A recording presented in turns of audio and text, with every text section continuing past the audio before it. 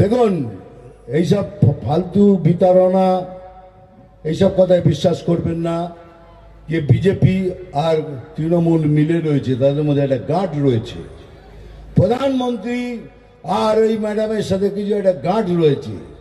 এগুলো শুধু আপনাদের বলে বলে বিভ্রান্ত করার চেষ্টা করা হচ্ছে, সব মিথ্যে কথা। তাই যদি সত্যি হতো তাহলে মিঠুন চক্রবর্তী এই স্টেজে দাঁড়ানো না। মিঠুন চক্রবর্তীর শিরদাঁড়ায় অনেক দম আছে, অনেক।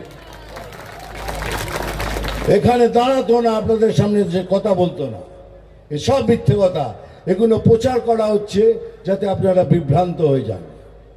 কোনো জোর নেই, কোনো মিল নেই, কিচ্ছু নেই, খালি গুলিয়ে দিচ্ছে, আপনাদের গুলিয়ে দিচ্ছে। যাই হোক, খেলা যখন হবে, তাই বলছি যে ব্যবহার করবেন ঠিক সেই ব্যবহার ফেরত দিন ওদের। সেটাই হবে আমাদের অ্যাকচুয়াল লড়াই। যেভাবে ওরা আমাদের সাথে ব্যবহার করবে ঠিক সেইভাবে ওদেরও ফিরিয়ে দিন, তবেই হবে অ্যাকচুয়াল লড়াই। খেলা হোক, ভালো হোক, দুজনে মিলে খেলবো।